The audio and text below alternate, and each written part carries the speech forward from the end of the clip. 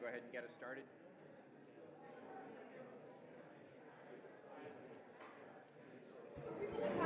Good evening. Good evening.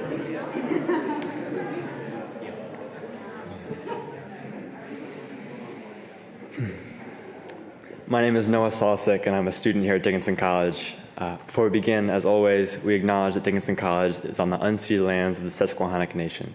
We acknowledge the many indigenous peoples who lived on these lands, as well as the thousands of indigenous children forced into the Karl Indian Industrial School beginning in 1879 as part of a federal cultural eradication effort. On behalf of Dickinson College, I welcome you all to our symposium, Science-Based Choices for Climate Action, Insights for the IPCC 6th Assessment Report. Our audience tonight includes those who are physically present with us on Dickinson College campus. We also have a virtual audience of over 1,000 people watching our live stream across the United States and over 30 countries. Thank you for joining us to participate in this event. There will be an opportunity for audience members to ask questions during the session. We ask that you hold your questions until that time. Members of the virtual audience may ask their questions by typing their questions into the live stream chat. Dickinson College welcomes differences of opinion, expressed politely, thoughtfully, and succinctly. Disruptive behavior will not be tolerated. At this time, I ask that you please silence all cell phones and other electronic devices. In the case of an emergency, please note that handicap accessible exits are located on the west side of the building. In tonight's program, we will recognize and celebrate the Intergovernmental Panel on Climate Change, or IPCC, as the 2022 recipient of the Sam Rose and Julie Walters Prize for Global Environmental Activism at Dickinson College. We will begin with remarks from President Jones and Dr. Hoesung Lee, Chair of IPCC, about the prize and work of the IPCC. This will be followed by a panel discussion in which we will reflect on the first day of the symposium, explore multiple ways that climate change is impacting Dickinson College and will impact our lives, and will continue to do so in the future. Envision ways in which we can rise to the challenge as well. Our panelists tonight include IPCC Chair Dr. Hoesung Lee, Kit Kennedy of the National Resource Defense Council, which was the 2019 recipient of the Rose Walters Prize. Armond Cohen, President of the Clean Air Task Force and the 2020 recipient of the Rose Walters Prize, and Karl Hausker, Senior Fellow of the World Resource Institute and parent of a 2022 Dickinson graduate. The moderator for this panel is Leary of Dickinson College. I invite you to read the further biographies of each of the panelists, which are posted on our symposium website. The United Nations Intergovernmental Panel on Climate Change was created in 1988 to provide regular assessments of climate change science, its impacts, future risks, and options for adaptation and mitigation. Its reports, prepared by hundreds of scientists and other experts from the 195 member countries of the IPCC, are widely regarded to be the most comprehensive, authoritative, and thoroughly reviewed sources of information on climate change, providing governments with sound scientific foundations for responding to climate change. Signaling the importance of this work, the IPCC was awarded the Nobel Peace Prize in 2007. I feel incredibly lucky to have my college host such an event, and I'm very grateful for the work the IPCC does naturally. It is baffling to be sitting in the same room as them, as I've been doing all day, and I'm still not fully comfortable with it. As an environmental studies major myself, I will certainly be coming to as many more events as I possibly can. But of course, you don't have to be studying the same classes as I do to understand that this is important work. The IPCC is expressly working to help in the fight against climate change, and that is pertinent to every single one of us. I look forward to the rest of the symposium, and I hope to learn as much as I can about the necessary steps our society needs to take to protect our home. And now, please join me in welcoming President John Jones, the President.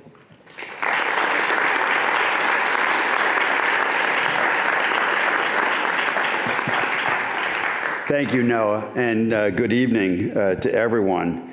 As we near the end of day one of our International Climate Symposium, I am astounded by the depth and breadth of the experts who are here on our campus discussing that all-important topic, that is climate change.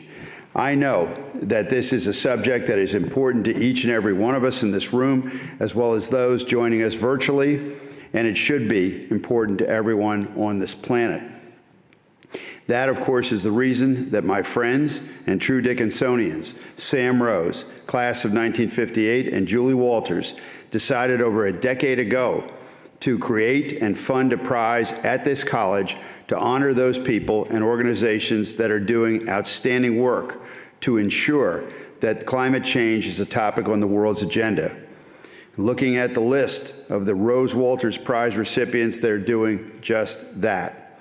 From the first award in 2012 to Bill McKibben, author, journalist, and founder of 350.org, to last year's recipient, Varshini Parkash, the executive director and co-founder of the Sunrise Movement. This year's recipient of the prize is the Intergovernmental Panel on Climate Change, of course. Noah earlier shared an overview of the IPCC's impressive work, but I want to highlight one recent accolade that he mentioned. Just last week, the IPCC, along with the Intergovernmental Science Policy Platform on Biodiversity and Ecosystem Services, also known as IPBES, was awarded the Gulbenkian Prize for Humanity. Led by Dr. Angela Merkel, the prize jury selected the IPCC and IPBES to share the €1 million prize in recognition of, quote, the role of science on the front line of tackling climate change and the loss of biodiversity, end quote. After the award announcement on behalf of the IPCC, Dr. Lee shared that the organization was honored to receive this award for the recognition and encouragement that it brings to the IPCC scientists and their entirely valuable work. You may recall that the Gulbenkian Prize for Humanity, was established in 2020 and awarded to Greta Thunberg, the young Swedish activist, for giving voice to the climate concerns of the younger generation. We are honored to be able to recognize and celebrate the IPCC here tonight as recipients of the Rose Walters Prize.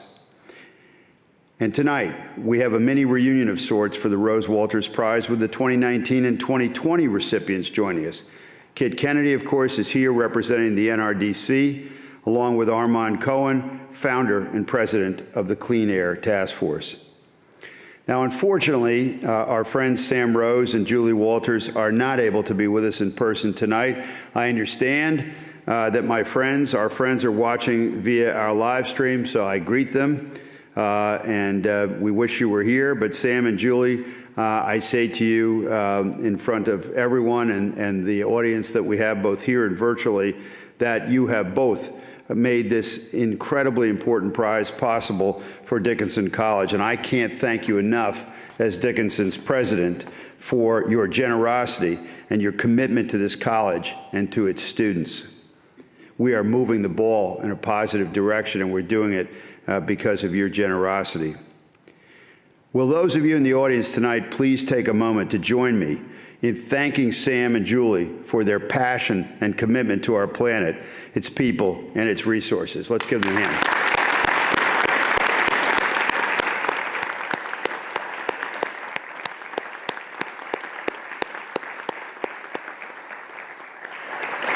Thank you.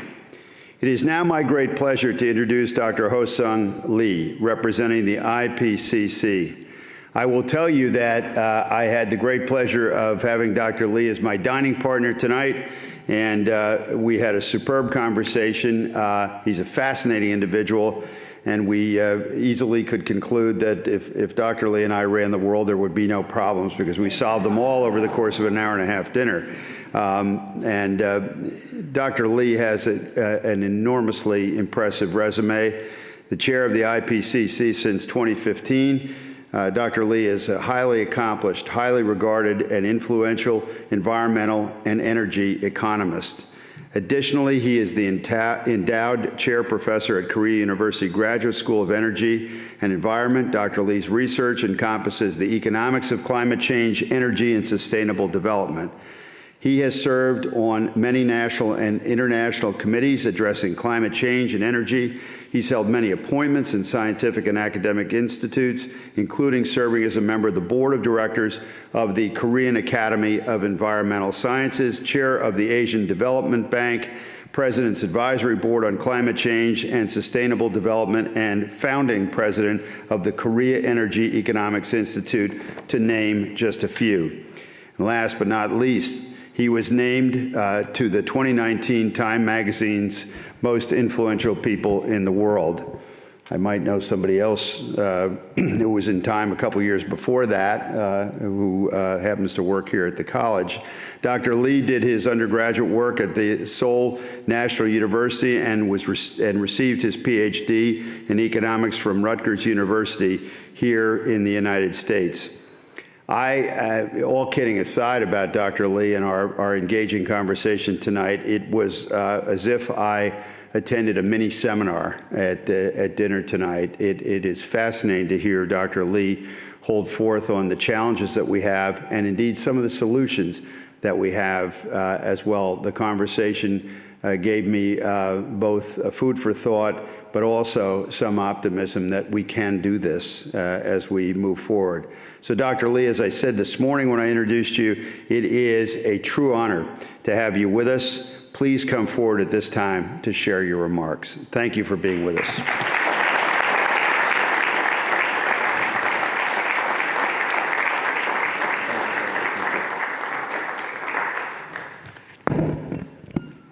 Thank you, President Jones. Thank you, the community of the Dickinson College. It's nice to be back here. Last May, on behalf of the IPCC, I had the pleasure of receiving the Sam Rose and Walters Prize. And that prize was really quite a surprise to the IPCC. And the prize is an important recognition of the IPCC's dedication and works on producing and communicating scientific knowledge that is the foundation of informed and effective action on climate change. We thought the recognition by the educational institution, Dickinson College, has a lot more meaning than any other recognition that IPCC received thus far. And education is a special place, and it is the provider. You are the provider of the intellectual and the human capital for a better world now and for the future. So we really receive this award with obviously great professional pride, but at the same time with great humility. So we thank the committee's decision to give this honorable prize to the IPCC. We believe that this is a recognition of the tireless work of scientists around the world who contributed their time and expertise for the work of IPCC. Without their dedication and contributions, IPCC work would not have ever existed and ever recognized. So I also wish to give our thanks, IPCC's thanks to the authors produced the IPCC reports, right from the first report up to this sixth report, and also, may I say that, future authors producing a future IPCC reports. The generous prize money came with this Rose Walters Prize. Is already being put use a very good purpose. It has given a substantial boost to the funding of the IPCC's scholarship program. This scholarship program was established in 2007 when the IPCC received the Nobel Peace Prize. And that gave the foundation for launching IPCC scholarship programs, and then we were able to attract other donor organizations, and also we were able to partner with other scholarship foundations, and it is running very successfully. Right now, under the chairmanship of Co Barrett, I believe one of our vice chairs, yes. IPCC is not an agency mandated to do any capacity building. We are an assessment body, as you know very well. But we have received a number of requests or suggestions that we need to do some capacity building, but given our constraint to the resource base, as well as given our mandated goal of doing a scientific assessment body, scholarship program was the only tool, avenue that the IPCC can contribute to the improving the scientific capacity in the developing world. We don't have to emphasize much about the importance of this capacity building in the developing world. And in fact, whether the global community as a whole be successful in achieving the climate stabilization, specifically the Paris Agreement, may I say that depends upon how the developed world can help developing world to join and take action for climate stabilization. Because the demand increase from developing world will determine how the world will be able to resolve these climate issues. So your decision to give IPCC this prize is not only a recognition of the importance of scientists' work for IPCC, but at the same time, given that this money is used by IPCC to help scientists in the developing world, is a recognition that you recognize how important that the developing world can contribute to the solution of the climate problems. Before I close my remarks, I also want to acknowledge and praise Dickinson College efforts in sustainability education and achieving carbon neutrality. It's not an easy task, but I heard this morning that college is recognized as #1 in that regard, and congratulations for that achievement. And it is truly a very important achievement for the college. As I said before, education institution is important, and again, IPCC's received recognition you gave to IPCC about this prize.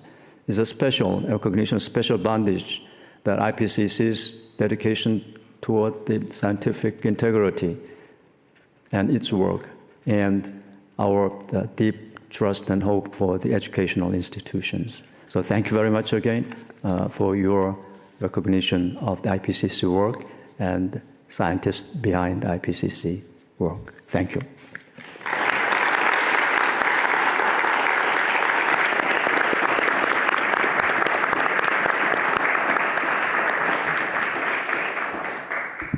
Thank you, Dr. Leary, for your remarks and for your very kind comments about Dickinson College and about the prize. As you heard from the introductions, we have an extraordinary panel here in front of us. Our provost doesn't like some adjectives such as extraordinary sometimes, but I think in this case it is a well-deserved one. Each of these individuals bring tremendous knowledge and experience to the issues that this symposium is about.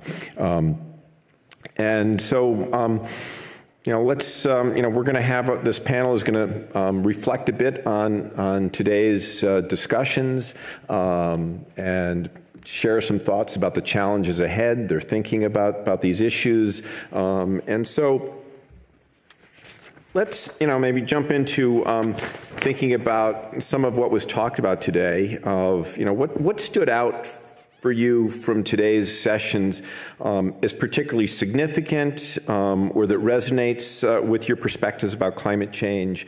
Let's see, which members of the panel would like to respond to that question. Who would like to go first?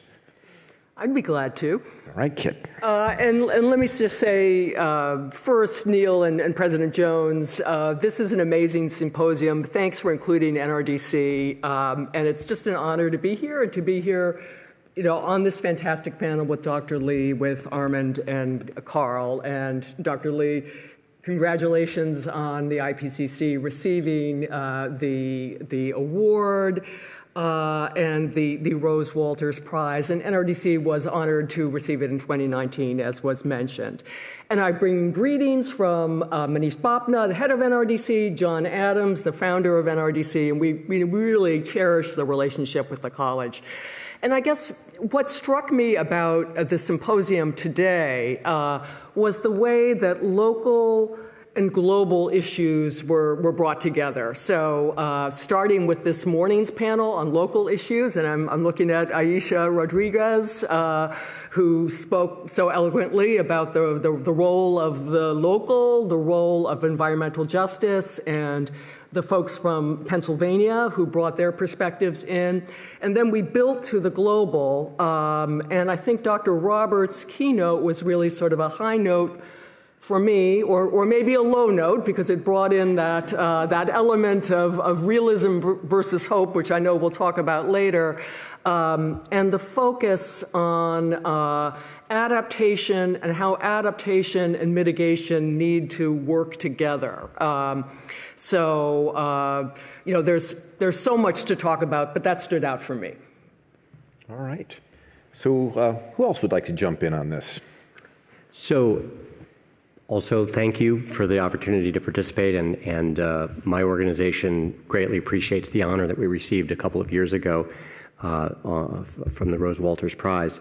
I was struck particularly with the keynote and then the panel that came before that.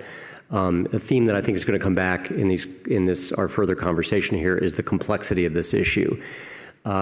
Climate change is embedded in economies, it's embedded in development policy, it's embedded in agriculture, and it's very hard to separate climate policy from everything else.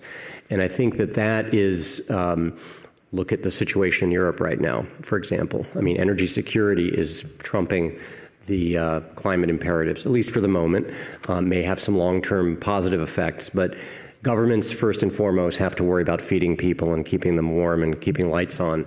And I think that is the sort of, I think someone on the panel said, at the end of the day, politicians are going to have to work within the political space of what's doable, what's affordable, and particularly in the developing world, where, as Dr. Lee pointed out, most of the future energy growth and today population is located. Whatever we do on climate is going to have to work for that part of the world. And I think that here in rich countries like the US, and we do a lot of work in Europe too, we often lose sight of how deeply integrated climate is in fundamental development issues. So that I think was a big theme, and I appreciated it coming out. Yeah. Karl, I saw you taking lots of notes today during each of the sessions, so I'm sure you've got some things to share about things that stood out for you today.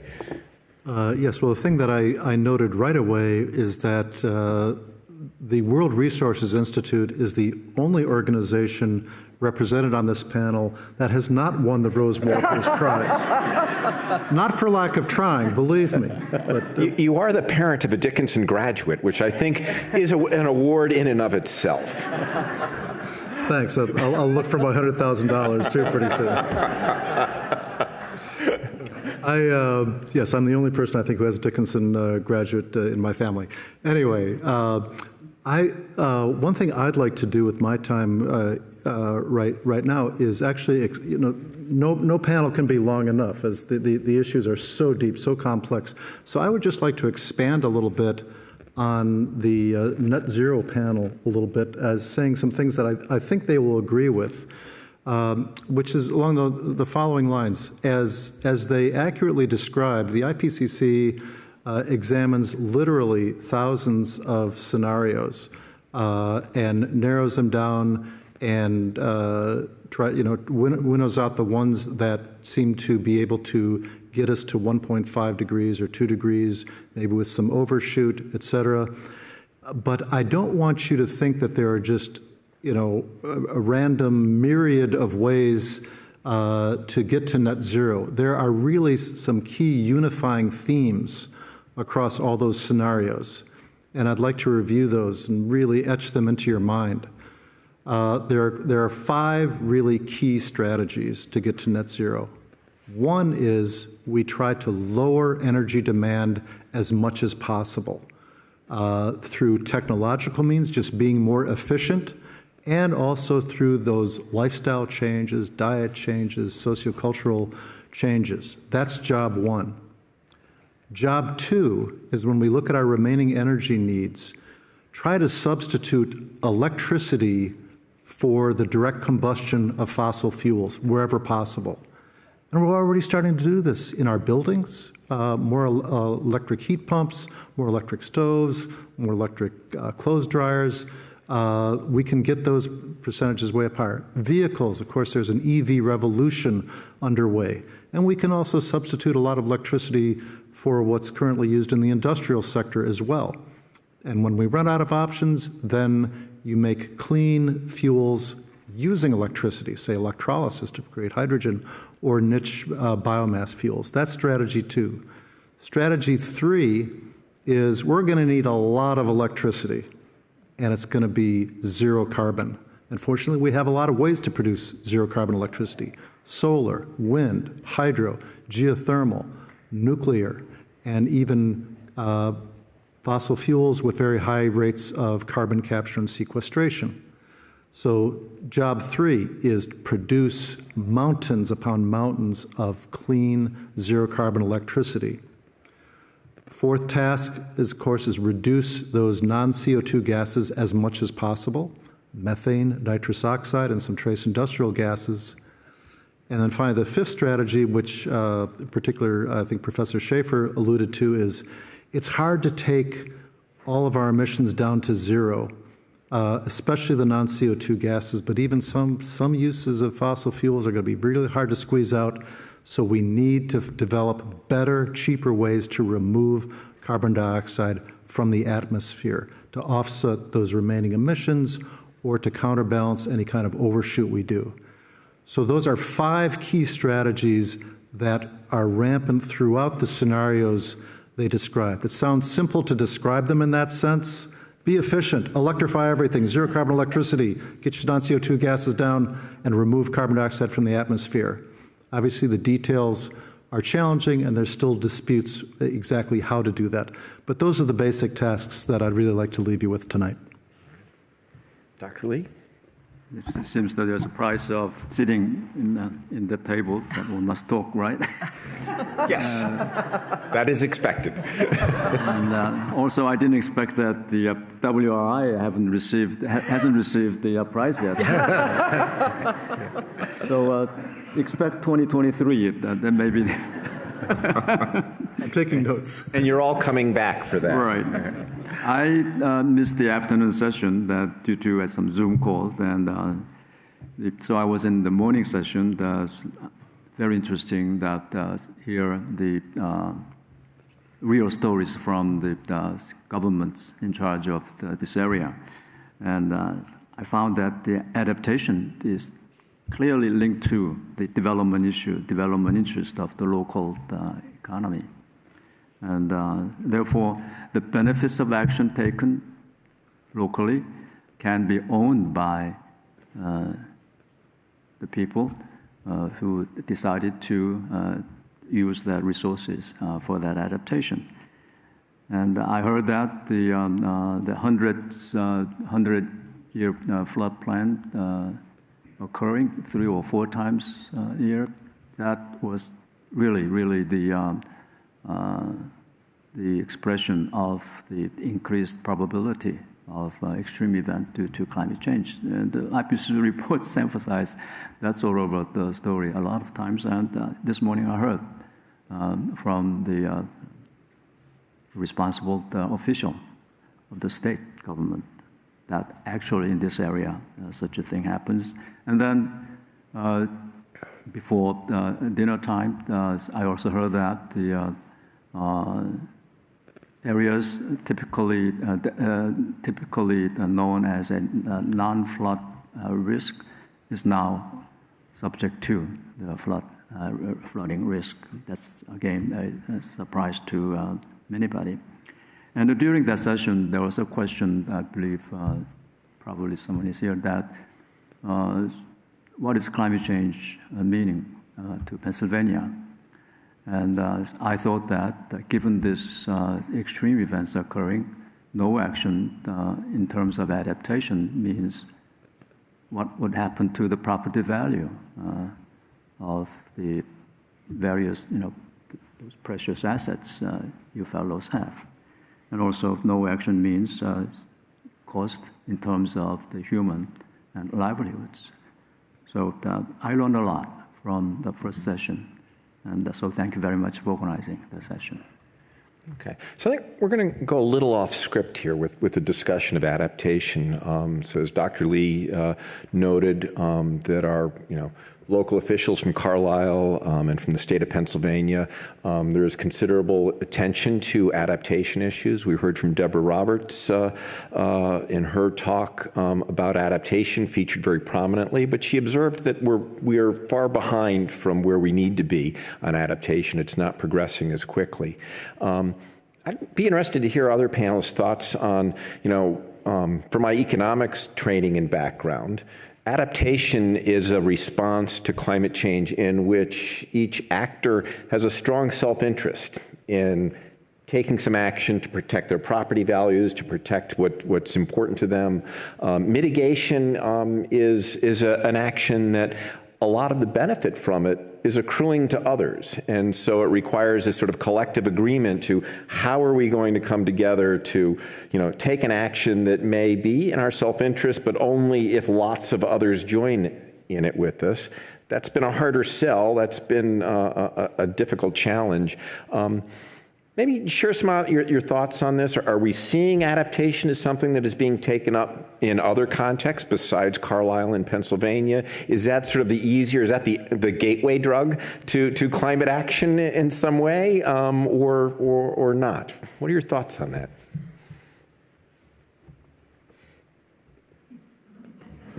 I'm a mitigation guy. So I said I went off script here, so I know we've got largely mitigation folks here. So I think the first thing to recognize was what the speaker before the evening said, which was these 1.5 degree and 2 degree targets are nice. It's overshoot is a high probability, and the consequences are likely things that we're going to have to be living with for a century. So that's the first realization, is that it's here. The second observation I'll make is that the societies that are richer and have more infrastructure are going to be better able to cope, whether it's seawalls or changes in irrigation or advanced agriculture. So what does that say? Well, it says that maybe wealth isn't important and development is part of adaptation. So you can't really separate those two things. I think that's often lost in the discussion, that wealth and high availability of energy is actually something that will help with adaptation. It'll certainly help if we have to end up doing carbon dioxide removal, which is a hugely energy-intensive enterprise. So energy it all comes back to energy in the end. There are remedial or defensive actions you can take, but concrete, steel, carbon removal, infrastructure build is probably going to be pretty critical, particularly for coastal areas. As sad as that is to say, I think that's a reality, and so we have to think about, again, development paths that frankly are high energy. And I do want to respond a little bit to what Karl said about the first pillar of this, which is kind of close to my heart because I spent the first 12 years of my career working on energy efficiency, and that's really great, and it's good to get more efficient, but the globe has gotten much more energy efficient over the last 20 years, and demand continues to escalate. And I don't think we begin to see the beginning of that, because in Africa today, people are consuming maybe 1/20th per capita what people in Europe are consuming. So we're still up a very steep demand growth curve, and part of the development challenge and the adaptation challenge will be to provide all the energy, just to provide basic services, but adaptation on top of that is going to add an additional load.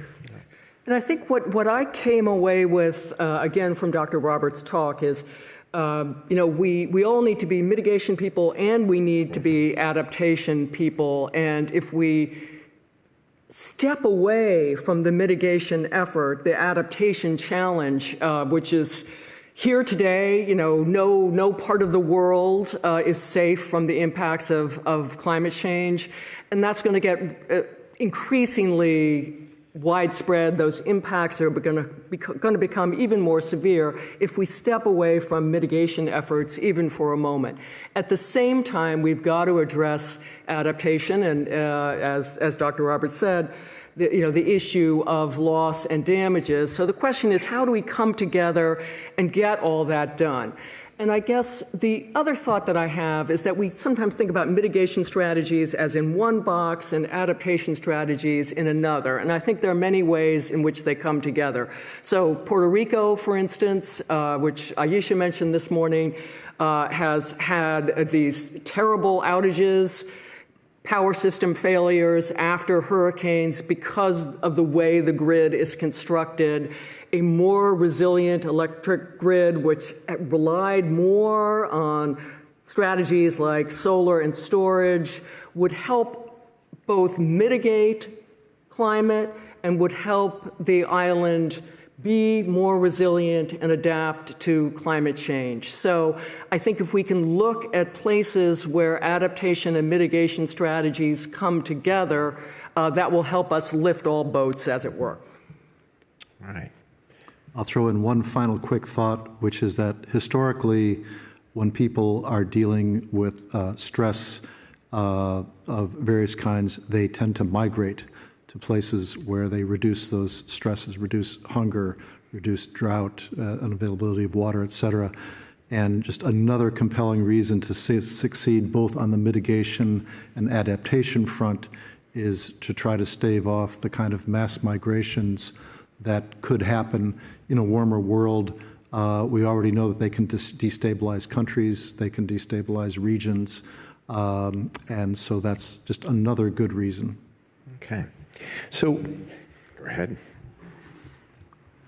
I don't want to disrupt you, but no? Yeah, all right. You're in charge here. You're the boss. Oh, no, not at all. And you indicated that mitigation has this the externality things and adaptation less so. Agree, and therefore it seems adaptation faces less barriers than the mitigation. Agree, but taken together, whether it's adaptation or mitigation, the climate action must compete against energy crisis, food crisis, other crisis, health crisis. So every crisis calls for action now. So I think in that competition, one must think how the climate action now can win over action now for solving energy crisis, action now for solving health crisis. And I came to think somewhat not so optimistic in that competition. The reason is, if you look at the energy crisis, food crisis, or health crisis, those crises more or less can be privatized. In other words, to get energy access, one must pay. To get health access, one must pay. And other crises like food, there's private sector, very operating very efficiently, as well as although not equitably. The climate, you cannot privatize climate services. So we have fundamental problems here. And that is the reason why the world governments around the world, must act together, and in order to, you mentioned the externality problems, in order to minimize the free rider problems, and there are many other problems, and in that sense, although we say we need action right now, but we must also realize that it may take time, and we should allow the policymakers to find solutions in terms of find right balance between efficiency and equity. And in that way, I believe this resolving the climate issues can have a winning day against the other many impending crises. So I'm talking about some fundamental issues that the climate issue faces against other impending immediate crises. Yeah, let's dig into that some more. As to this is an issue that Dr. Roberts raised. It emerged in the Pathways session. Dr. Lee's raised it again, of these various crises, challenges that we're facing in terms of poverty and food security and biodiversity loss and other issues. And let's talk a little bit about how those things connect with climate change and ways in which responding to any of them, are they mutually supportive of each other in a whole of society kind of an approach, or do they compete with each other? And how do we move forward in a way where we avoid the competing with each other and strategies that bring together a more synergistic approach that is addresses the Sustainable Development Goals? Yeah, I mean, I think that's been a theme of this conference and of Dr. Lee's remarks as well, that we're facing these various global crises. I mean, there are unfortunately, so many, but the three that, I think are most interrelated are climate change, the biodiversity crisis, and social justice, equity, racial justice challenges. And, we heard today many examples of how they all interconnect, starting with the first panel. The speaker from Pennsylvania DEP talked about how climate change is impacting the state bird, the state tree, and the state fish. So heat, West Nile virus is killing off the birds, heat is killing the hemlocks, loss of the hemlocks is impacting the streams where the birds live. And obviously, that's only one local example of the interconnection and how climate change is impacting species. And that creates, these feedback loops. So heat leads to drought. Drought impacts hydropower, a key form of renewable energy. It impacts larger centralized power plant operation as well, whether it's fossil fuel or nuclear. And all of it interconnects and heightens the crisis, each crisis as it goes.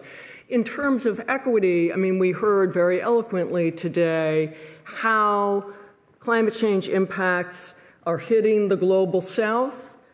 In the global north, they're hitting communities that are the most vulnerable, for instance, here in the US. I mean, there's so many examples, the impacts of wildfires, the impacts of hurricanes. I live in New York City, where during recent flooding, families drowned in their basement apartments. I mean, and it doesn't get any more visceral than that. And we're not even talking about, the events in Pakistan and throughout the world. So climate change hits communities that are most vulnerable, both in the global south and in the global north.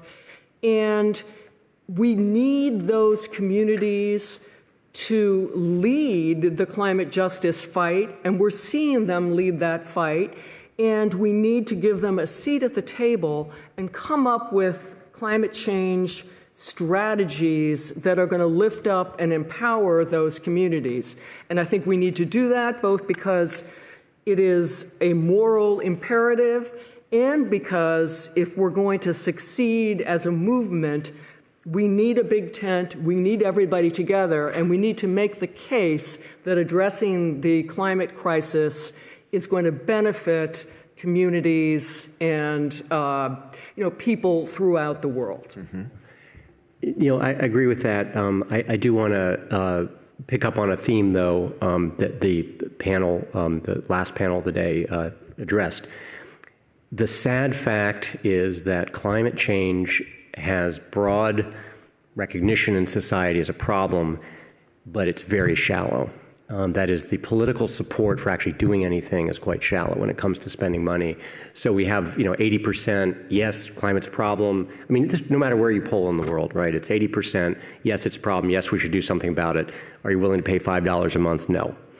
and to deal with it. So, I mean, I think it's the problem that was raised in the last panel, which is that, again, short-term considerations, pocketbook issues will tend to drive things. And I mean, I think we see that in Europe right now in terms of what Europe's doing to, get off Russian gas, which is to buy African gas.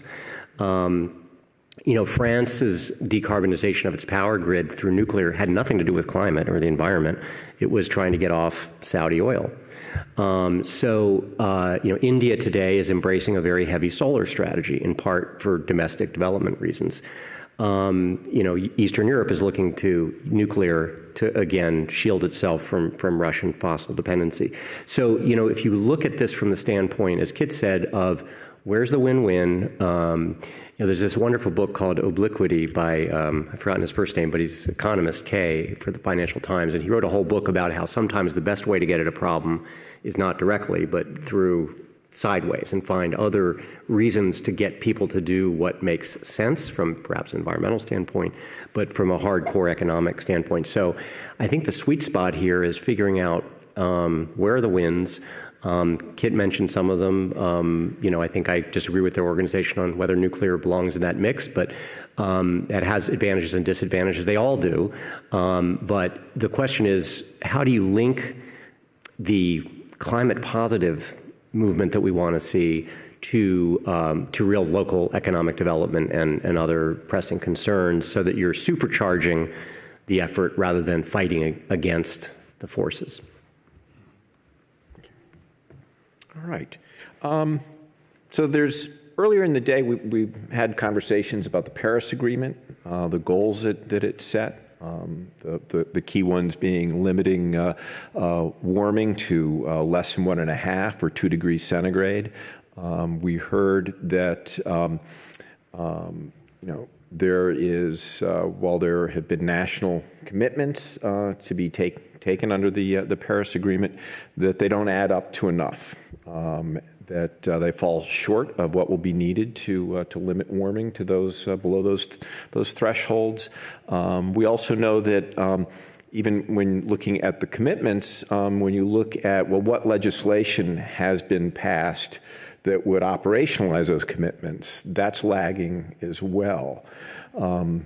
So in looking at that sort of bleak narrative, are there some, are you seeing some reasons for some positive actions that are happening that you think might get us on a track to meet the Paris Agreement goals, whether internationally, in the U.S., in other contexts? What are you observing? I'll lead off on that, and reinforcing a point that I think was made again earlier today, but just to put a fine point on it. We've talked a lot about optimism and pessimism and where is this really going. It's really important to realize that probably no more than 10, 12 years ago, many climate scientists thought that we were really on track to hit 4, 5, 6 degrees centigrade. We hadn't really started slowing the growth of emissions. And we have. So yes, as someone pointed out, I think on the net zero panel, emissions do continue to go up each year, but they're growing at a slower rate. We have made some progress. So now if we get these, if countries meet their current commitments, we may come in at 3 or 3.5 degrees centigrade. That's still too much, but let's remember that we have made some progress. Second, there hasn't been much discussion today about the passage of the Inflation Reduction Act, which I like to call the Temperature Reduction Act, or the Gigaton Act, or the climate provisions of that amazing bill. It is truly a visionary bill, and it not only does it aim to reduce emissions across every sector, it touches on every gas. It also has funding for adaptation measures, it checks that box, and it also has funding for environmental justice programs, and it has incentives to try to return more domestic manufacturing of clean energy technologies to the U.S., as well as support strong wages. So it's not just a climate bill, it's trying to also address a number of the economic equality issues and environmental justice issues. Now, does it take us all the way to the U.S. Commitment to cut greenhouse gases by 50% by 2030 from 2005 levels? No, but it takes us a good considerable chunk of the way there. So that is a piece of good news. The only other thing I'll mention before I turn it over to my colleagues is I also believe that there has been a very serious turnaround in corporate boardrooms over the last, say, five or 6 years. And companies are making real commitments to get their footprint down, to get their emissions to net zero. Yes, there's still some greenwashing out there. Yes, we still need to hold their feet to the fire to meet these commitments. But those kind of commitments did not exist 10 years ago.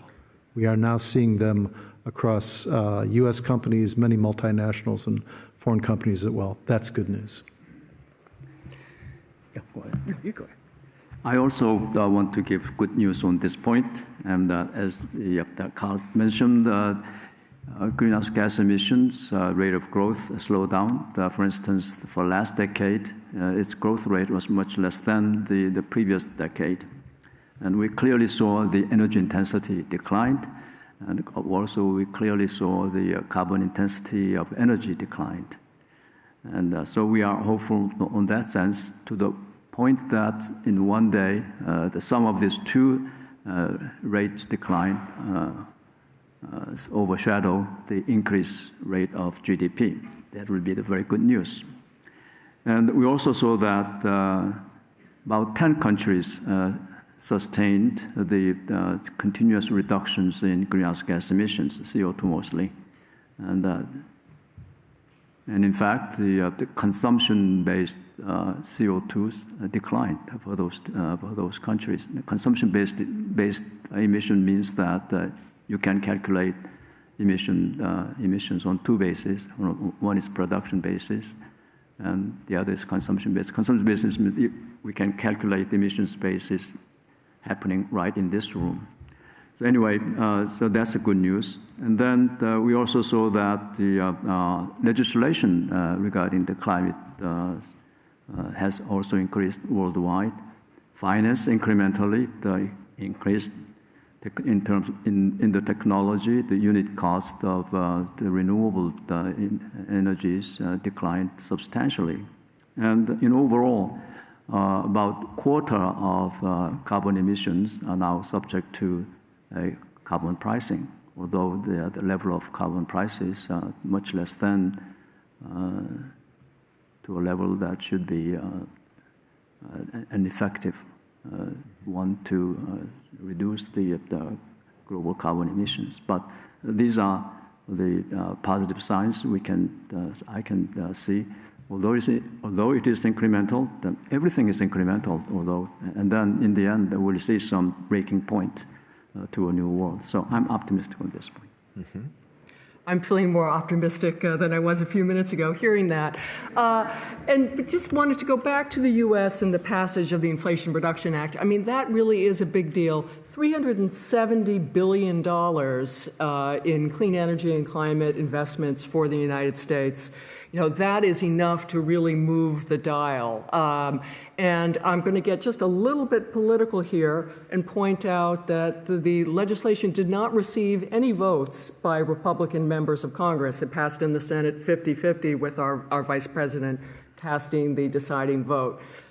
So, you know, that tells us something both about the progress we can make on climate in the U.S. and some of the challenges to climate progress.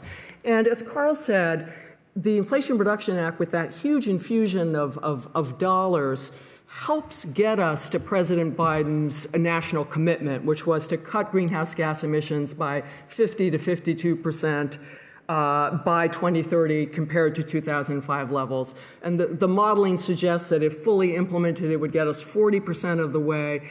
So we need to do more on federal regulation And the Inflation Reduction Act, it's all carrot, it's no stick, it's dollars, but no requirements. So we need the Biden administration to issue really strong power plant standards, which has its own challenges, vehicle standards, building efficiency standards, and the like. And we need states like Pennsylvania, which is doing its part, all states, all cities to get more ambitious on climate action. There's a lot of great stuff going on there. I also just wanted to mention, in the world at large, the progress that India is making. India was one of the few G20 countries which submitted a more ambitious climate target this year and may be on a solid pathway to achieving it. India passed an important energy efficiency legislation this year, which is important for the reasons Karl mentioned. So, obviously not the only country making progress, but it's heartening to see that. If I can just riff off a couple of my colleagues' comments. What's interesting is that it was called the Inflation Reduction Act, not the Temperature Reduction Act, and I think that kind of makes the point about trying to find many, many reasons to do the right thing. And I think the more that what's happening around the world, you're seeing it in Europe, you're seeing it in India, you're seeing it in the US, is basically climate policy as industrial policy. The idea is let's take it out of the bees and trees and all of us who worry about climate and say, let's create jobs, let's create new technologies. We were particularly thrilled to see in the Inflation Reduction Act that it's a very tech inclusive bill. It's got a lot of money in it for solar and wind. It's got a lot of money in it for transmission, but it also has money for nuclear energy. It has money for carbon capture. It has money for hydrogen production, for advanced geothermal, and a variety of things. And I think that what that suggests is, the U.S. is sort of back in the game of inventing new clean technology, or at least commercializing it.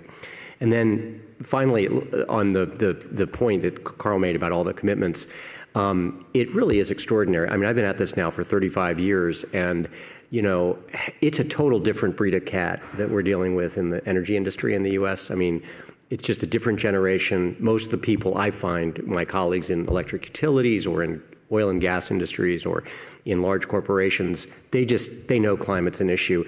And in fact, in some ways, I think we're doing far better politically on climate than we had any reason to, or that we deserve to, based on the raw politics. But it's a generation of people who have been educated to understand this is a big deal. And that really matters a lot, in terms of the decision-making in boardrooms and governments. So I'm encouraged that, there's this cynical saying in politics that, hypocrisy is the first step. You make a commitment and maybe you don't live up to it for many years, but, I think what we're seeing are these commitments, and then you're slowly seeing the implementation. But as I agree with Karl and Kit and Dr. Lee that these commitments are actually extraordinary and kind of would have been unthinkable a decade ago. So to me, it's all about implementation now. Mm-hmm. Okay. Let's come back for a moment to where Karl kind of started us off earlier on these 5 different sort of themes or pillars or approaches to this issue, which I'll paraphrase here of, lowering energy demand, substituting electricity for fossil fuels, zero carbon electricity, reducing non-CO2 gases, and then removing CO2 from the atmosphere. So what are some steps that can be taken to, make those a more likely future for us? So we've got the Inflation Reduction Act. What are other kinds of maybe coming at it obliquely, as Armond talked about earlier? What can we be doing to create the context, the environment in which those 5 different approaches become more possible, more viable, whether that's in the United States or thinking about other contexts, other parts of the world as well? Can I give you the 3 secret steps to making this all happen? We got the 5 themes, now we're going to get the 3 secret steps. Permitting, permitting, permitting. It is really hard to build stuff in the United States right now. Or for decades, we've had a really hard time building new infrastructure projects, whether it's transmission lines, whether, pipelines of any kind. And we see energy projects of all types, sometimes being slowed down to a crawl or blocked, whether it's an offshore wind project here, or whether it's a solar plant in California, or whether it's perhaps the first carbon capture site. So we need to overhaul the siting and permitting policies at the federal level and also at state and local level to try to get on the right pace of building these projects out. Now, that's easy to say. We still have to take into account local environmental impacts, local stakeholder concerns, but we need to really cut down the length of time it takes before someone can put a spade in the ground. Yeah, I think there's a lot to that. We need to achieve speed and scale in building clean energy projects, but I was going to go in a different direction, so I'll take us there for a moment. 3 secret words, passwords? I was going to point to the importance of investment and funding and having the countries like the U.S., the global north, fund technology development and projects in the global south. And, it's been a fundamental inequity which has been discussed today that, a handful of developed countries have contributed the most in terms of cumulative emissions. The United States' cumulative share of GHG emissions is sort of 25% of the world total. I think the number is, if you combine the US, China, India, and the EU, it's 63%.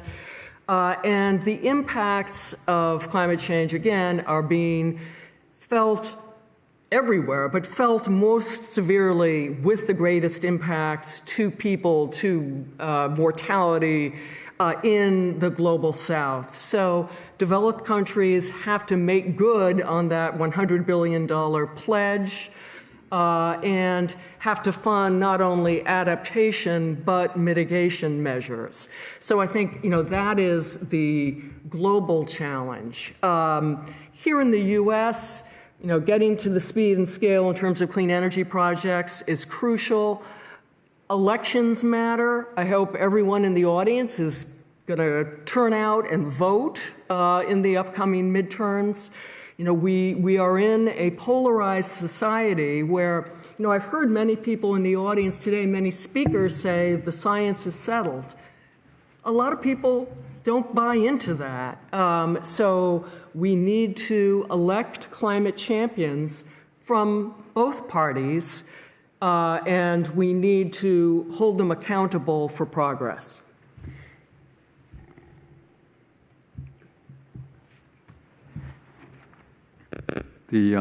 Those transitions are very important, and obviously that's the path I say we must take to have net zero. And but at the same time, I wish to say this: that in the past 2 decades, I can say that we have seen a true transition in, for instance, in telecommunication industries. And at that time, during those periods, we didn't see throughout the world any call for a great transition. We needed to have this telecommunications transformation. So why do we have to emphasize the energy transformation? And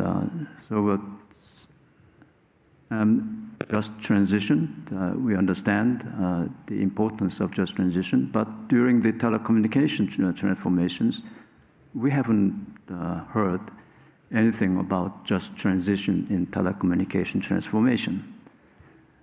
And I'm searching for answers, and I may say that if President Jones invite me again the next time, I may bring answers to my own questions.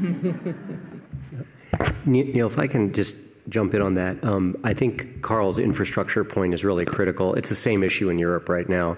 Germany has stalled in its wind and solar deployment. I mean, it's kind of just, they went up. You see this in many countries like Spain, Germany, and Italy. They'll go up a steep initial deployment curve when you have the easiest sites and there's a lot of economics behind you, and then you kind of run out of transmission to connect to, or you get into more difficult sites. And so I think this is like the 600-pound gorilla, for at least for the global north right now.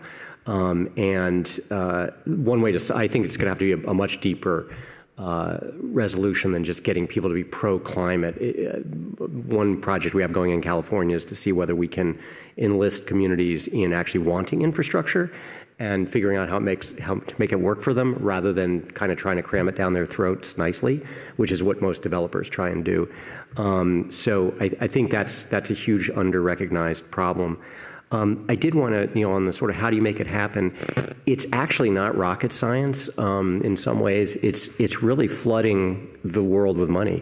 I mean, it's flooding the technologies with money and just getting to scale. Everything gets cheaper the more you build it. That's the story with wind and solar. It's the story with microelectronics, right? I mean, when you get to a certain level of repetition and learning by doing, it's a little harder with some of the technologies like nuclear or carbon capture because they aren't so commoditized, but some countries have shown you can do that too. So it's really kind of it's a massive infusion of resources. And as much as the $100 billion, is a moral imperative, I think McKinsey says we need $7 trillion a year for the global energy transition. So it's got to be a lot more than charity. It's got to be really hard policies that I will call industrial policies to really ramp up these technologies to scale. And again, we've proven we can do it, and we just need to do more of it. Yeah, in the telecommunications case that Dr. Lee mentioned, that was private finance driving that to a large extent. And so thinking about how do we mobilize that level of investment in energy systems that's moving us towards a low-carbon, climate-resilient world. So if you have an answer to that, I'd love to hear that in a moment. I think let's take some questions from the audience. For those of you who are watching the live stream, we'd love to see your questions as well. You can type those into the chat. Do we have a question? Any questions from students? Let's start with some student questions first. We've got one over here from Natalia. And then we've got one back there. So let's take Natalia's question, then we'll take the question from the back, and then we'll respond to those. First and foremost, thank you so much for coming and really speaking on your expertise and sharing this with us. It's definitely given me a lot more optimism. My question is regarding Kate Kennedy's points on this Inflation Reduction Bill. We're looking at these IPCC projections, and one thing's clear is the plane's going down. And it's almost like this oxygen mask that we sort of are giving ourselves before we give the global south. And I was wondering if you think that this calls for even bolder legislation to be made in the near future to allocate our money from the U.S. in the form of reparations, or I'm not really quite sure about that form, but to provide for the rehabilitation and the uplifting of those marginalized groups that are being affected the worst because of climate change. Okay, thank you. And we have a question up in the last row in the back there. Can somebody bring a mic up there, and then we'll ask the panel to respond to those two questions.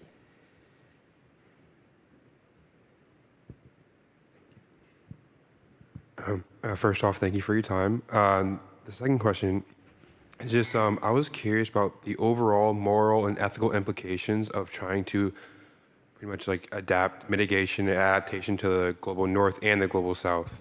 It's like the holistic, like just the moral implications and ethical ones you run into when you're trying to like get global net zero and trying to get countries on board with just climate change and coming together.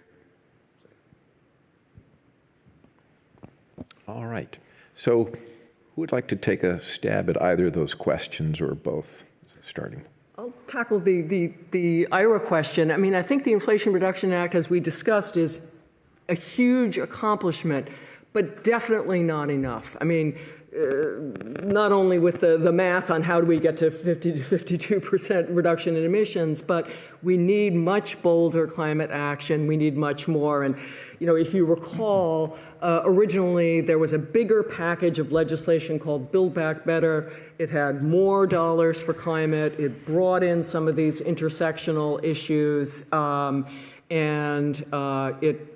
it was not able to move forward, because of sort of the political composition of the Senate. So, I think we can both celebrate the accomplishment and recognize that we need a lot more action. It may be hard to get that from the federal level. It may be hard to get that from Congress. So, again, we need President Biden to use his executive authority to set standards, to issue rules, sort of across government that address climate change, and we need states and cities to do a lot more.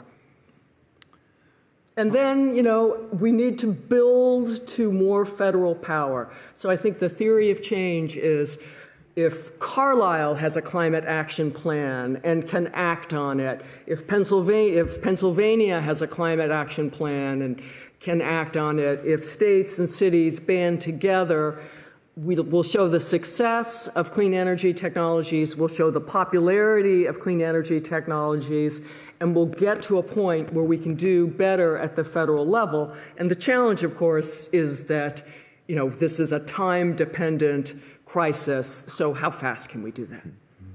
Karl? I'll take a crack at this young man's question, using Africa as a case study of those twisted and complicated moral and ethical questions about how we get as a globe to net zero. Africa, of course, has incredibly low per capita emissions now.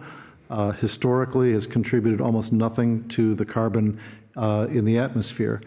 However, some in the global north are saying, Africa, don't develop your gas. Just go straight to renewables, renewables, renewables, renewables.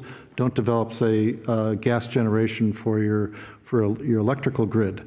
But then along comes of course, the Ukraine crisis and the Russian cutoff of gas, and Europe is saying, like, we would like to buy your gas, please, very much, along with anything that the U.S. can spare and anyone else can spare. How do we thread our way through this mess? Well, one way to do it is to encourage Africa to, yes, build a grid, give electricity access to your people, but there's no reason to build a 100% coal and gas system. You can build a heavy renewable system, but you can complement it with natural gas generation, which can load follow and fill in the gaps at night and when the wind doesn't blow, when you don't have the renewables. And the global north could fully develop, commercialize, and bring down the cost of carbon capture for those gas plants, and perhaps pay then the incremental cost of having gas generation with little or no CO2 emissions. That's the way forward. And it also, I just want to point, in general, the U.S. continues to be an engine of energy innovation globally. We're not the only ones who do it, but we do it extremely well. And so we need to continue to be an engine of innovation in things like solar, advanced geothermal, advanced nuclear, carbon capture, and make sure that we can then sell or, in some cases, give that technology away to the global south. Yeah, it's a really critical point, and this is going to sound like a cop-out, and I don't mean it this way, but to the question that was posed over here, maybe one of the biggest contributions that the North made to the global South was Germany's very, very large early purchase of massive amounts of solar energy, PV, through feed-in tariffs.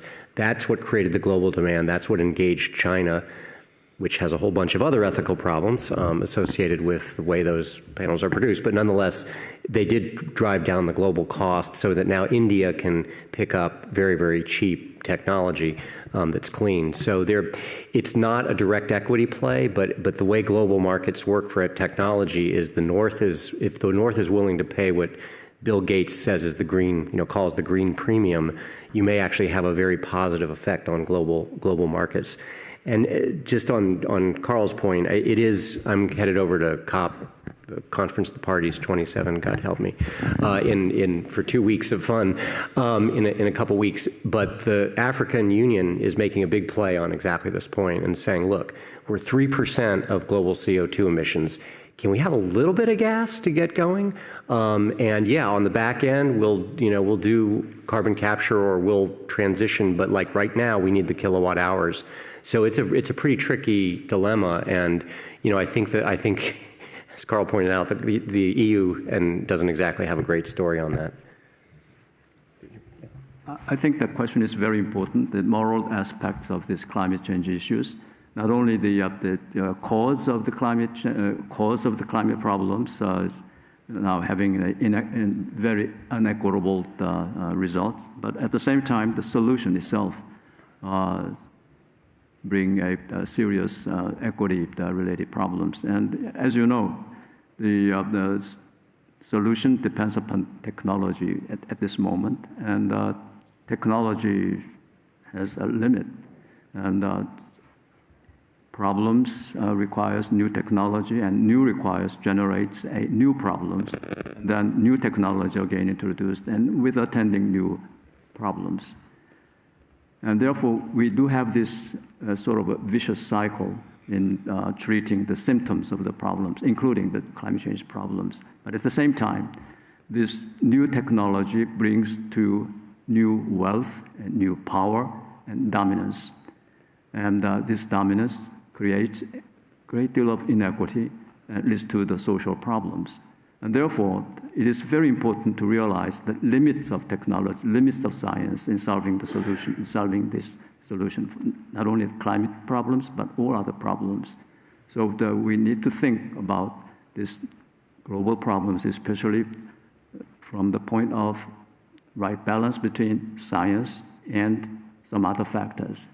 I may say that we say, that we have a full deployment of technology, science, to solve these climate change problems. But at the same time, we may need a full deployment of humanity to look at the cause of the problems and try to solve these problems right from the root. So your question is very, very important, and give us a thoughtful food. Okay. We have a question from a member of the virtual audience, but be thinking about what questions you want to ask in the room here. So one of folks watching the live stream asked, could someone speak to the issue of carbon capture and storage as a way for the fossil fuel industry to continue business as usual?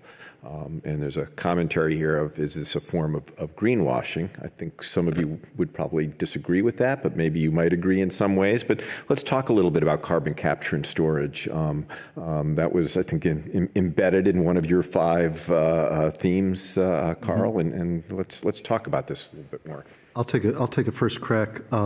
This is an argument that we hear in some circles, that the idea of capturing carbon before it's emitted, that would be carbon capture and storage underground, or to capture carbon from the air, direct air capture, some other means, and also permanently store it in some form, that both of these create an incentive somehow to use more fossil fuels, to keep us addicted to fossil fuels and therefore not solve the problem.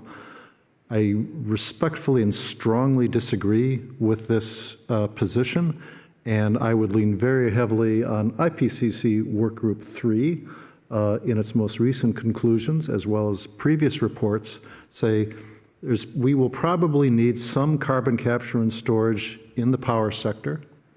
We will almost certainly need carbon capture and storage on certain industrial processes, particularly cement, for which we cannot right now figure out other ways to take those emissions down to zero.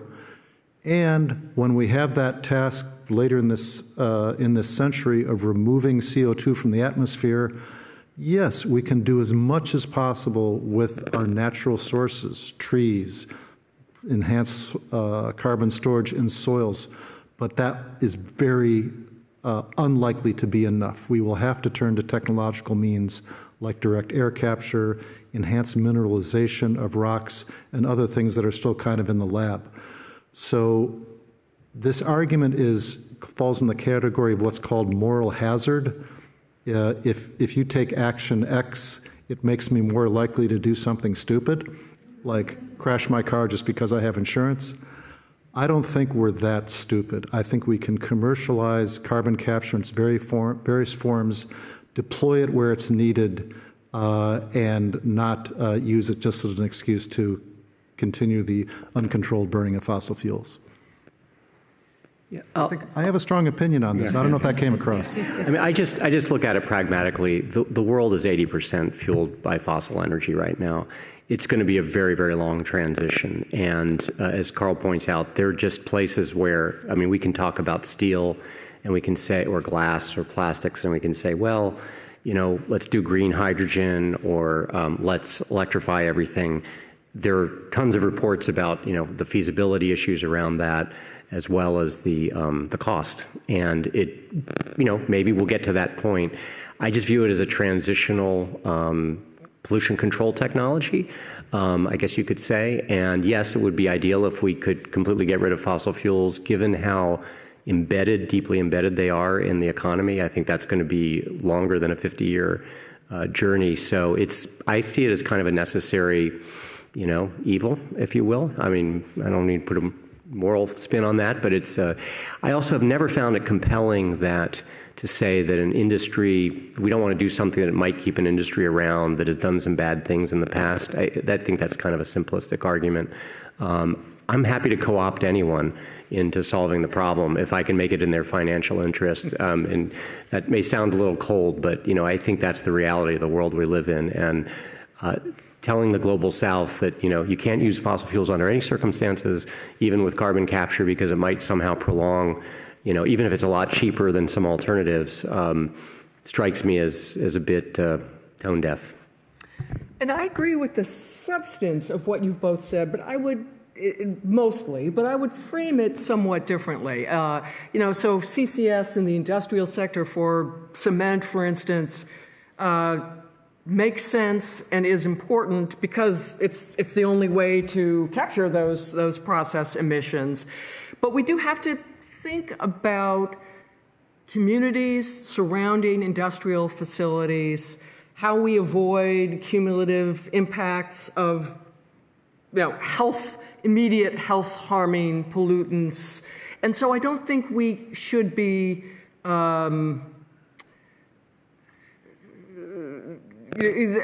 well, I don't think we should be glib about it. You know, I think these are serious issues, and we need to think about the safeguards that need to go with these sort of cutting-edge technologies. And when we look at technologies which are expensive today, you know, which do have impacts, we have to be careful about how we deploy them, use them in the right sectors, use them with the right sectors, and just be sensitive to the issues of communities, environmental justice communities who've borne the brunt of the siting of industrial facilities and want to be part of the solution and want to see solutions that are going to improve conditions in their communities rather than make them worse. Yeah, I could completely agree with Kit's framing of this. Just as an empirical fact, though, to use carbon capture equipment on an industrial facility, you have to scrub out almost all of the other stuff, and so that you don't end up fouling the equipment. So there's a lot of pollution co-benefits associated with deployment of carbon capture on industrial facilities. Not zero, you don't get to zero, but you can get way, way down that curve. But Kit's absolutely right that you know, these industrial facilities, you certainly can't be glib about it, and it's going to take a lot of dialogue. And some communities in the end may say, no, we'd rather just see the refinery or something shut down, and I think those views are ultimately going to have to be respected. But we also are dealing with communities in California, for example, where they kind of like the jobs, you know, and they'd like to see an ultra clean factory. So there may be some win-wins here. There may not be. I agree with Kit that it's a case-by-case instance, and I do think there is a lot of hype around CCS too. I mean, just like nuclear and everything, renewables. I mean, everyone claims they've got a magic bullet, and they just don't exist. There are trade-offs everywhere. Let's go for those win-win solutions for sure. Yeah. I think you wanted to respond to this as well. I agree. All right. Yeah. Definitely. Right. And I in fact support the flow, circularity of all materials, including carbon. Mm-hmm. Yeah, yeah. And I think it's important to bear in mind that there is deep suspicion among some of carbon capture and storage. And I think that suspicion is going to be more easily dealt with politically as these other 4 themes that Karl laid out, as we make serious progress on those. Then I think that political issue of, carbon capture and storage being viewed as this is not a serious, credible attempt to solve, help, reach a better solution. But if it's actually being implemented as these other approaches to mitigation are moving forward, I think then we'll potentially see less political division on it. Although that may be less political division as a prediction of the future right now seems a naive notion. We have a question from the virtual audience. It's a bit along these lines. It's regarding the conversation about the Inflation Reduction Act and an observation. So it was a very close vote for that act, and it was this act which used sort of a carrot and stick approach. How viable is it to enact other legislation to move forward parts of a climate agenda? What is it going to take to be able to make some serious progress in other ways? Do we just need to wait for the Inflation Reduction Act to yield some visible benefits that then we can be pointing to? And as red and purple states, maybe you're starting to see, well, there are some financial benefits, and so maybe there's some other pieces, or is there other thoughts on how do we get a political sufficient support to have the next piece of that agenda move forward? Well, I'll just say one piece of federal legislation we haven't talked about tonight was the Senate ratification of the Kigali Amendment with the phase-out of HFCs, and this followed the AIM Act, which was actually enacted under President Trump, and that piece of legislation had a wide margin of bipartisan support and also had business support too. So we can come up with bipartisan legislation that we can get across the finish line at the federal level, and we should never give up on that goal. But I think we're going to have to get to the sort of scale of ambition that we need, it's going to have to be a multifaceted approach, with whatever we can do at the federal legislative level, those regulatory standards, state and local, utilities, businesses, finance. There's no silver bullet. Let's see if we can maybe take one more question from the audience here. We have up here in the right-hand side of that aisle. And I think this is probably going to have to be our last question. Hello. Thank you for coming and speaking with us. I had a question about some technologies involved in green energy. So there are many technologies available to us, but they do have some problems with them. For example, solar takes up a lot of land, and that could involve displacement of peoples. Wind energy, wind turbines are involved in bird strikes, and they're hard to recycle. I come from Washington State, and there's a lot of internal controversy right now about the effects of hydropower on salmon runs. So my question is, obviously, these are the lesser of two evils, right? They're better than coal and oil and other things. In the future, though, there is a need to innovate them. How much of this money that needs to be spent on implementing renewable sources of energy should be spent on innovation, and how much should be spent on implementing pre-existing technologies? I can take a quick crack at that, and I'm sure Armond and Kit may have some things to say too. The interesting thing is that not only did we pass the Inflation Reduction Act, but in 2021 we passed the Bipartisan Infrastructure Bill, which laid a lot of groundwork for deployment. And just before the IRA passed, we passed what's nicknamed the CHIPS and Science Act. And these three bills together form a very comprehensive research, development, demonstration, and deployment system that the Biden administration is now moving forward on. And so it brings a nice combination of bringing stuff out of the lab into commercialization, into demonstration, as well as a full panoply of tax incentives to encourage the deployment of what is now commercial, and also to lower the effective price to create even higher levels of deployment of solar, wind, hydro, nuclear, and incentives for carbon capture, et cetera. So we now have a very comprehensive U.S. policy that I think addresses the question you pose.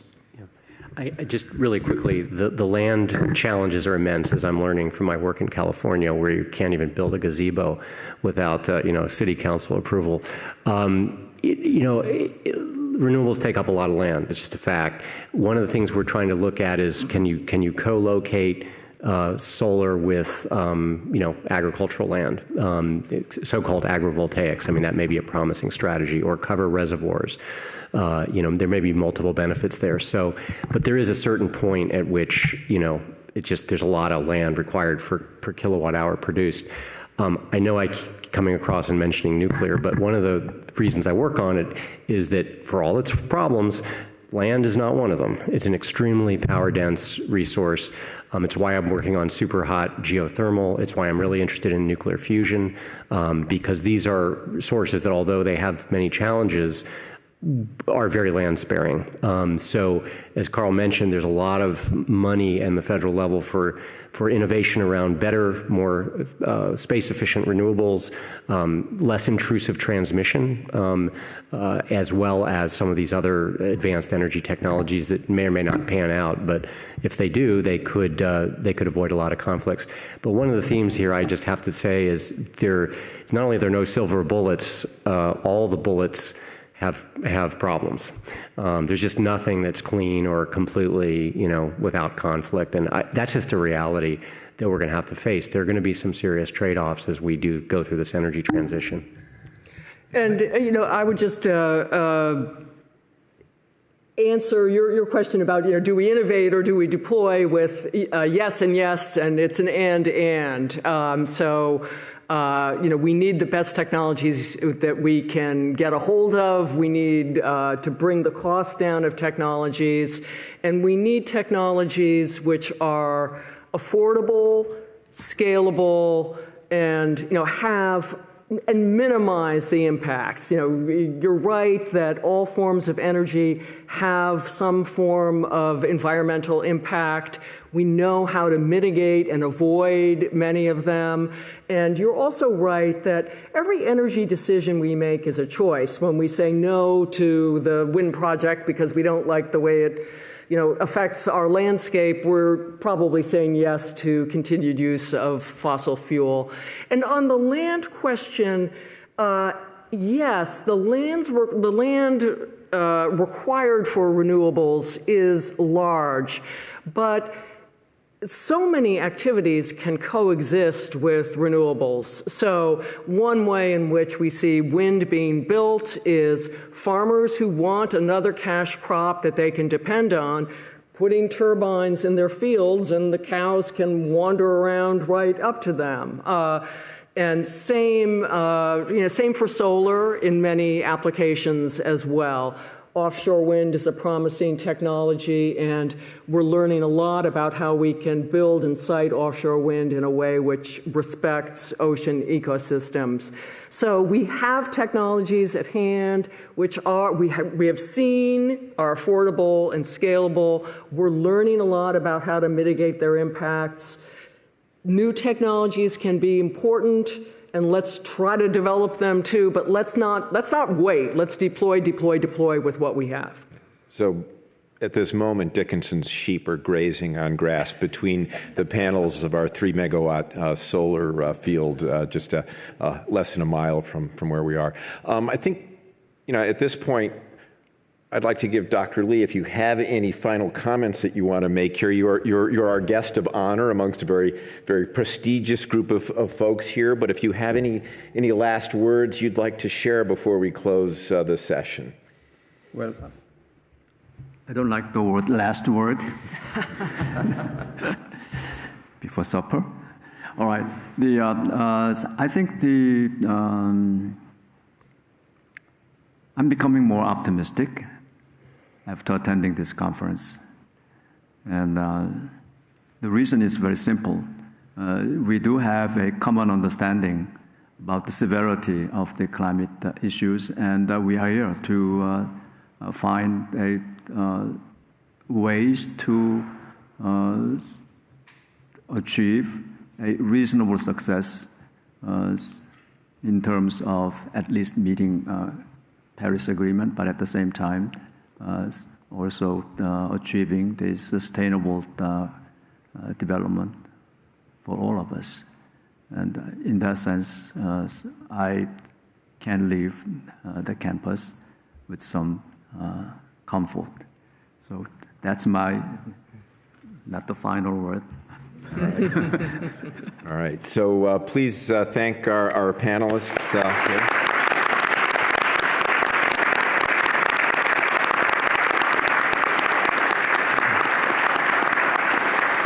So thank you all for coming this evening, for sticking it out to the end of a 90-minute long session. That shows a real dedication that's needed. Thank you to our virtual audience. This is the end of day one of our 3-day symposium. I hope that many of you will join us again tomorrow. We begin the morning at 9 o'clock, and I'm forgetting what's our first session. What's that? Science and Policy Interface will begin at 9 o'clock tomorrow. Thank you, Heather. Good night, everyone. Good night. Good night. Are you really deploying gazebos in California? Was that? I oppose that.